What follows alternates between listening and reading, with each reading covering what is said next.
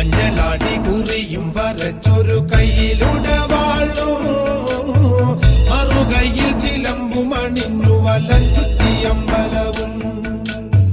ശ്രീകുരുമ്പ കാവിലിരുന്നൊരു കാളി ഭഗവതിയെ ചലരാജൻ ചെങ്കുട്ടവ